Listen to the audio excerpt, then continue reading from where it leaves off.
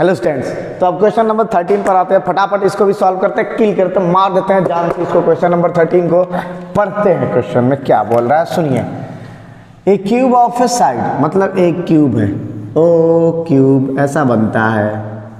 ये एक बना लिया, ऐसे कर लिया, ये हो गया, ये हो गया, ये क्यूब बन गया, क्यूब। ठीक है।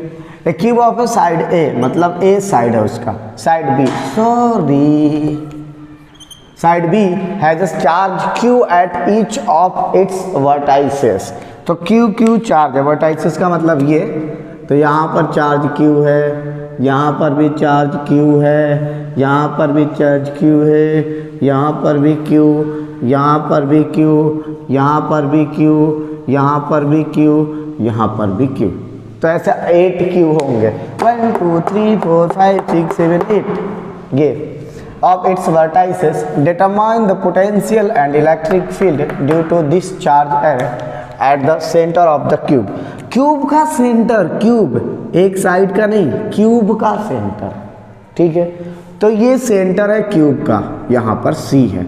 यहीं पर अपने को निकालना है दो चीज़ें। क्या क्या निकालना है? तो पोटेंशियल निकालना है फर्स्ट, और इलेक्ट्रिक फील्ड निकालना सेकेंड। ठीक है, चलिए कैलकुलेशन स्टार्ट करते हैं। भैया क्यूब के सेंटर पे अपने को पोटेंशियल निकालना है ए, और पोटेंशियल स्केलर क्वांटिटी है, तो सिंपली ऐड तो होगा, लेकिन पहले डिस्टेंस, दूरी तो निकाल ले। पहले दूरी, तो ये जो डिस्टेंस है यहाँ से लेकर यहाँ, ये जो चार्ज यहाँ पर है, ये जो चार्ज यहाँ पर है, ये जो चार्ज यहाँ पर है, ये जो चार्ज यहाँ पर है, ये जो चार्ज है, इन सब का डिस्टेंस निकालना पड़ेगा। तो चार जो 8 वर्टाइसेस है, 1 2 3 4 5 6, जो 8 वर्टाइसेस था, 4 4 8 जो वर्टाइसेस है, पहले उसका डिस्टेंस तो निकाल ले सेंटर से, तभी तो कर पाएंगे। तो सबसे पहले डिस्टेंस निकालेंगे। तो डिस्टेंस कैसे निकलेगा? तो आप ऐसा सोचिए कि हमें ये वाला डिस्टेंस ऐसे निकालना था, मतलब यहाँ ये जो क्यूब घर होगा आपका, वहाँ से लेकर वहाँ का डिस्टेंस निकालना है। तो उसके लिए सबसे पहले हमने ये साइड निकाल लिया, ये साइड निकाल लिया। तो एक साइड आप दिख रहा होगा, आपको दिख जाएगा अच्छे से क्या निकालना चाह रहे हैं हम लोग। ये निकाल लो साइड, ये साइड निकाल लो। अगर आपको पता नहीं चल रहा तो उसके बदले आप ये वाला साइड निकाल सकते थे। तो पहले साइड का डायगोनल ये वाला निकाल लेंगे, और ये निकालने के बाद आपको पता है कि ये ऐसे यहाँ से जाएगा, यहाँ से, और मिलेगा। ठीक है, अगर यहाँ से नहीं समझ में आ रहा है तो आप यहाँ से निकाल लीजिए, ये ऐसे यहाँ से लेकर यहाँ तक साइड, उस साइड का। ठीक है, तो यहाँ से भी निकाल सकते हैं। चलिए सबसे पहले साइड निकालते हैं, ये हम यहाँ से निकाल रहे हैं। ठीक, तो ये साइड कैसे निकलेगा? तो डायगोनल निकाल रहे हैं, डायगोनल, ये डायगोनल इस फेस का। ठीक है, तो डायगोनल फेस निकाल रहे हैं। ठीक है, तो डायगोनल फेस, फेस डायगोनल कितना आने वाला है? पाइथागोरस है ना। ये बी है, और इसमें क्या क्या गिवन है? चार्ज क्यूब, तो ये भी बी है, ये भी बी, तो आएगा आपका B square plus B square, ये डायगोनल, इसको डी कर दिया। चलिए अच्छा लगेगा, डी। तो यहाँ से आ गया आपका अंडर रूट 2b स्क्वायर, तो बन गया आपका 2 अंडर रूट बी। तो एक फेस का जो डायगोनल है वो आपका आ गया 2 अंडर रूट बी। ये जो फेस था इसका डायगोनल हमने निकाल लिया। ठीक है, तो ये नीचे का जो यहाँ से यहाँ डायगोनल हमने निकाल लिया। ये आप इमेजिन करिए, घर जो है आपका रूम, उसमें डायगोनल आपने निकाल लिया, नीचे से नीचे चलेगा, कोने से कोने तक। अब कोने से कोने तक और कोने से ऊपर तक, तो कोना से कोना एक लाइन बन गया, और उस लाइन से ऊपर तक एक साइड बन गया, और वहाँ से यहाँ तक डायगोनल बन गया। तो अगेन पाइथागोरस हो गया, फिर से पाइथागोरस लगा दिया। तो फिर ये जो डायगोनल अपने को निकालना था, ये पाइथागोरस लगाएंगे हम लोग, राइट एंगल ट्रायंगल बनेगा, राइट एंगल ट्रायंगल। तो वहाँ से अगेन डायगोनल निकालेंगे, डायगोनल ऑफ द क्यूब, तो वो भी आएगा आपका अंडर रूट, साइड था बी स्क्वायर, और प्लस ये निकला हुआ था बी अंडर रूट 2 का होल स्क्वायर। तो आ गया आपका बी स्क्वायर प्लस ये बन गया आपका 2b स्क्वायर। तो यहाँ से आ गया आपका √3b², तो b√3 ये बन गया। ये क्या निकला आपका?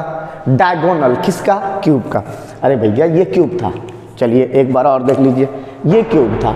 क्यूब का कोई भी साइड निकाल लीजिए, यहाँ से यहाँ साइड निकाल लीजिए, यहाँ से यहाँ साइड निकाल लीजिए, कहीं भी। अब ये जो बनेगा नीचे का घर आप जिस पे सोते हो, जिस पे बेड होता है नीचे, रूम का आपको बता रहा हूँ नीचे का, तो ये डायगोनल इसका हो गया नीचे का।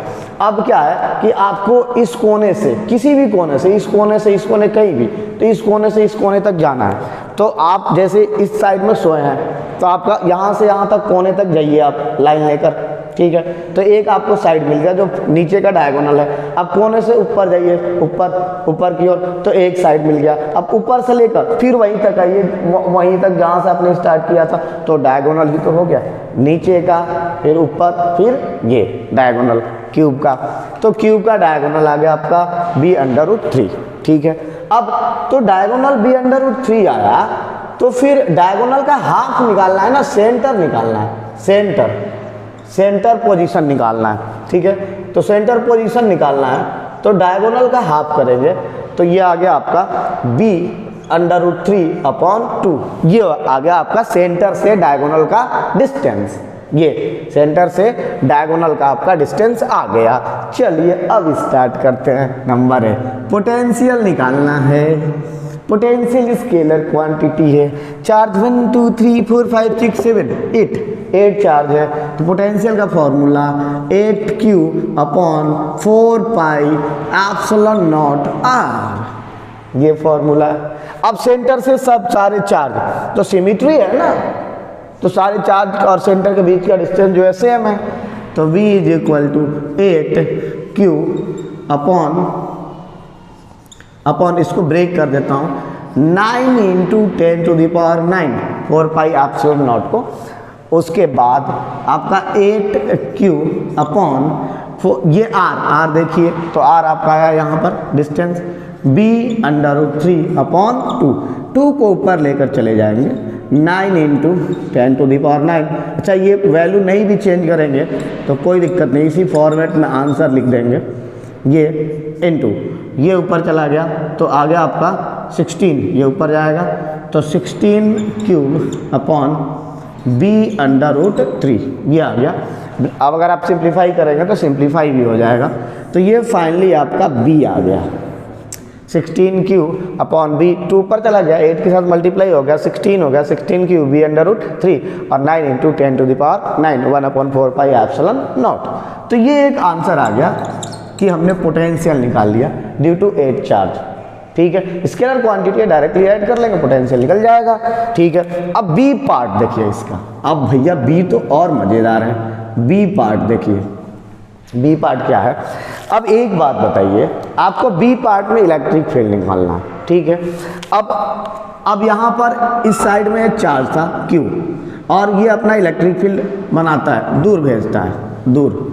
और इस साइड में भी एक चार्ज था Q, और इसमें भी अपना इलेक्ट्रिक फील्ड दूर भेजता है, ये दोनों कैंसल आउट। अब इस सेंटर से इस साइड में भी एक चार्ज था Q, इस साइड में भी एक चार्ज था Q, ये Q जो है दूर भेजता है, इधर भी भेजेगा, इधर भी भेजेगा, और ये जो Q है दूर भेजता है, इधर भी भेजेगा, इधर भी भेजेगा, तो इलेक्ट्रिक फील्ड कैंसल आउट। तो सिमेट्री है ना, डिस्टेंस तो सेम है, ड्यू टू सिमेट्री,